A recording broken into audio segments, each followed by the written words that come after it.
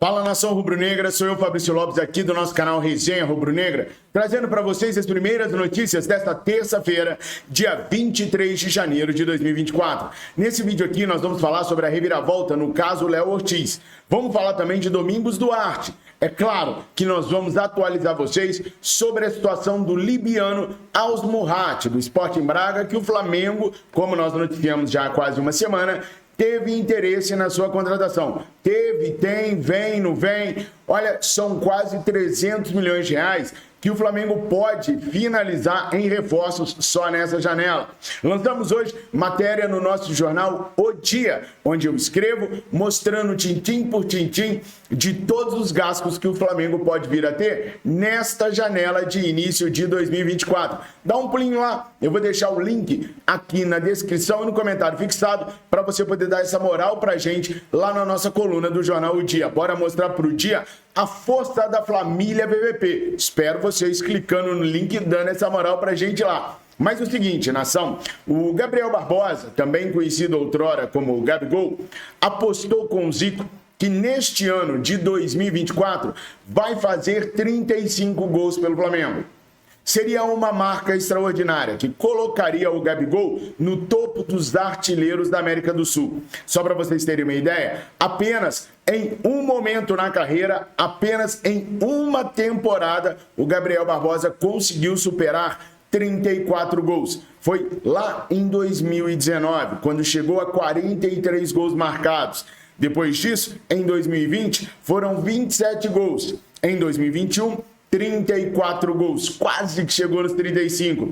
Em 2022, 29 gols. E no ano passado, apenas 20 gols. Vocês acham que o Gabriel é capaz, ainda mais começando o ano no banco de reservas, de alcançar a marca de 35 gols? Eu torço para que sim, porque se ele fizer, quer dizer que o Flamengo vai estar bem nas competições e ele vai se dar bem também, voltando a ser aquele profissional que a gente sempre quis que ele fosse. Mas comenta aí se você acredita que o Gabriel possa alcançar do banco de reservas a marca de 35 gols na temporada. E o Mengão queridão está acertando o seu balanço de 2023 e vem por aí mais uma vez uma receita que vai ficar acima de R$1 bilhão.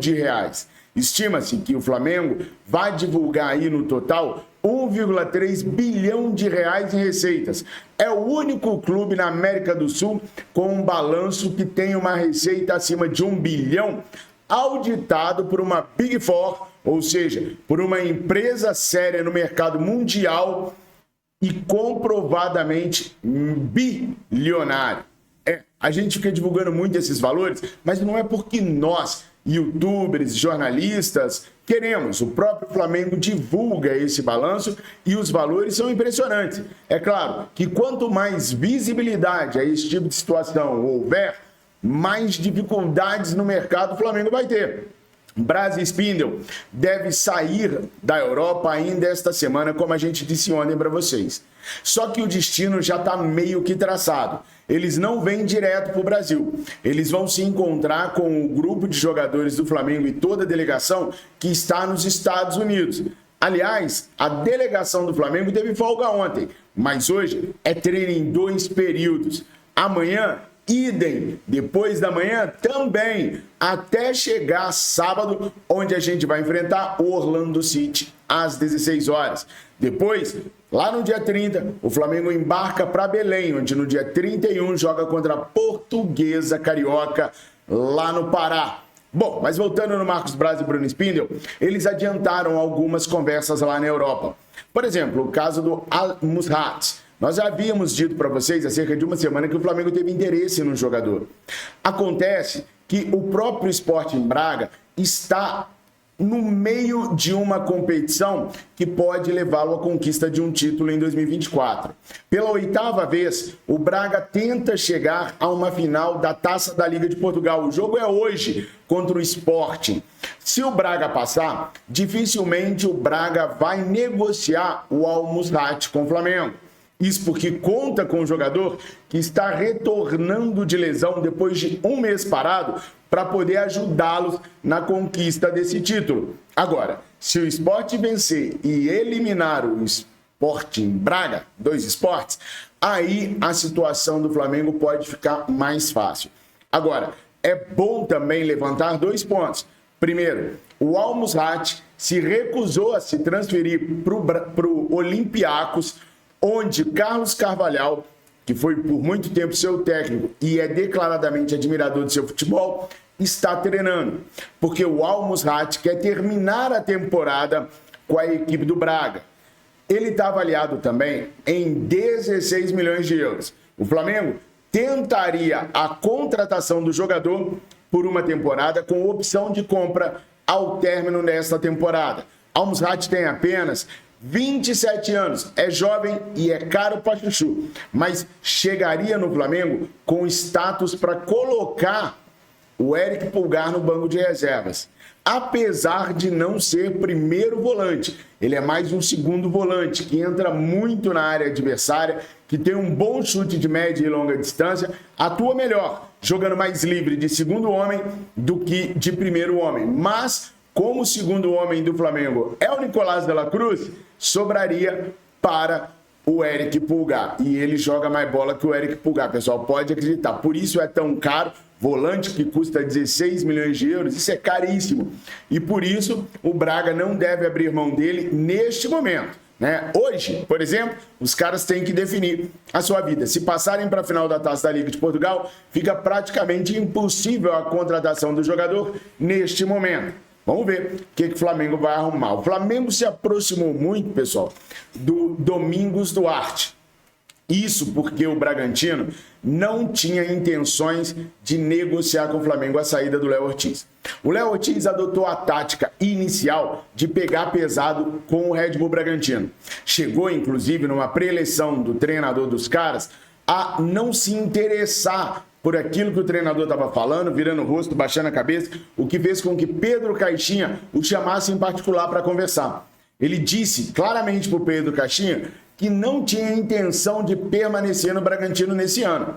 Caixinha chamou, então, o diretor esportivo para conversar os 3 juntos. E o diretor entendeu que o Léo não estava com a cabeça para ficar no Bragantino. Ainda assim, o Bragantino segurou o moleque lá.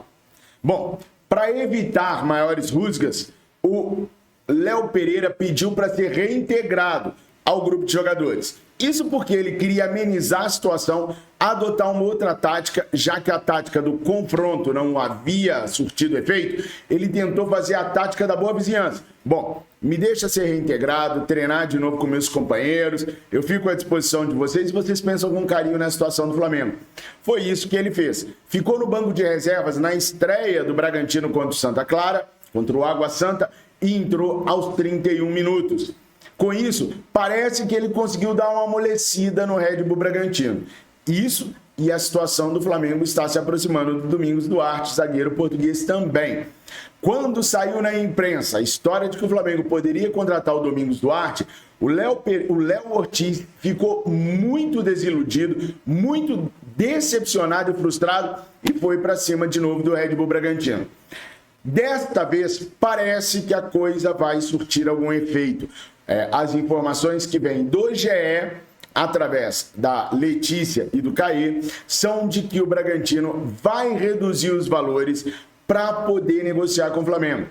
Aí, já comunicado pelo staff do Léo Ortiz, o Flamengo, ao chegar nos Estados Unidos, vai se reunir, Braz e Spindel, com o Rodolfo Landim, para saber se pode melhorar a proposta que fez ao Red Bull Bragantino, para enviar então uma segunda proposta de compra pelo Léo Ortiz. Mas isso já deixando engatilhado o Domingos Duarte, porque o Flamengo não quer ficar refém do Bragantino.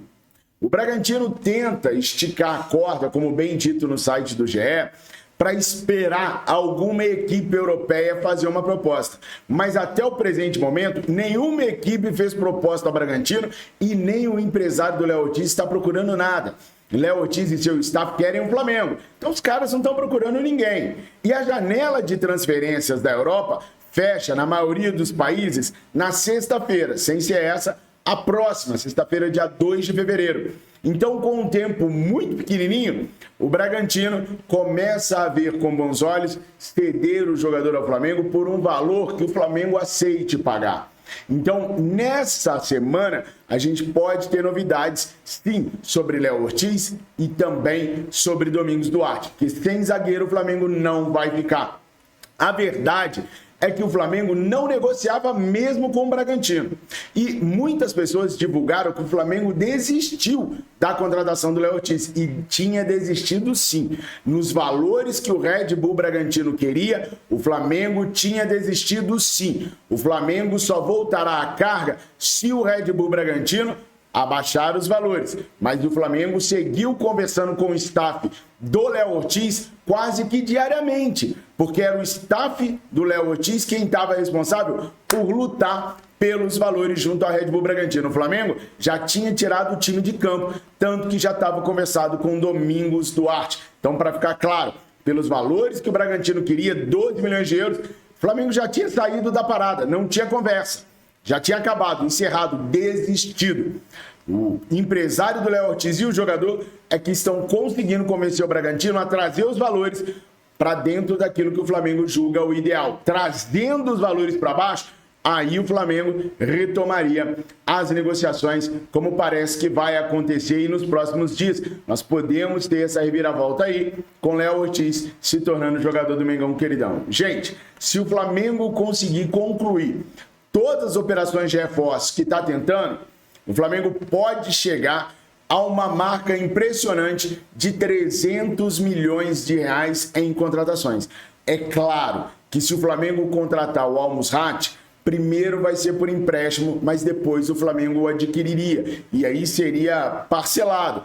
Matias Vinha também foi de forma parcelada. Se o Flamengo contratar o Luiz Henrique, será de forma parcelada com o empréstimo vindo primeiro. Mas a soma dos valores pode chegar sim a 300 milhões de reais.